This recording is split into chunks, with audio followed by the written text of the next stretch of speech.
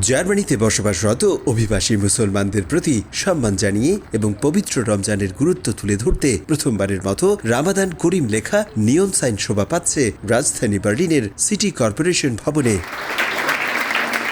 বৃহস্পতিবার সন্ধ্যায় নগরের সরকারি ভবন রাথহাউস টিয়ারগার্টেনে এই লেখার গুরুত্ব তুলে ধরার পাশাপাশি মুসলমান সহ মধ্য বার্লিনে বসবাসরত সকল ধর্মের মানুষের সম্মানে আয়োজন করা হয় ইফতার মাহফিলেরও।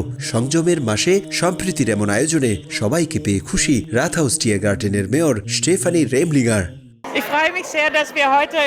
দেখুন, টিয়ারগার্টেনের মেয়র হিসেবে আমি আজ দারুণ খুশি যে আমার অফিসে নিয়ন সাইনে সবাইকে মাহে রমজানের শুভেচ্ছা জানানোর পাশাপাশি ধর্মপ্রাণ মুসলমানদের জন্য ইফতারের ব্যবস্থা করতে পেরেছি। আজকের দিনে শুধু মুসলমানরাই নন, এখানে খ্রিস্টান ও ইহুদি সহ অন্যান্য ধর্মের সবাইকে আমন্ত্রণ জানিয়েছি। সম্প্রীতির পৃথিবী গড়াই আমাদের মূল উদ্দেশ্য।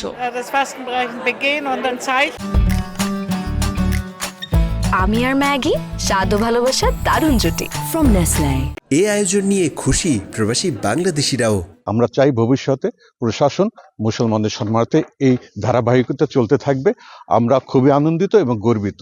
অনুষ্ঠানে বিশ্ব শান্তি ও মানব কল্যাণ কামনা করে বক্তব্য দেন বিভিন্ন রাজনৈতিক দলের নেতারা সহ ধর্মীয় ও প্রশাসনিক কর্মকর্তারা। ছিলেন স্থানীয় জার্মান সহ প্রবাসী বাংলাদেশিরাও।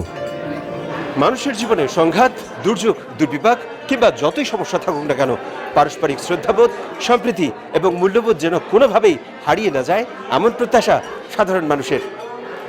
জার্মানি থেকে বিটু বড়ুয়া, সময় সংবাদ।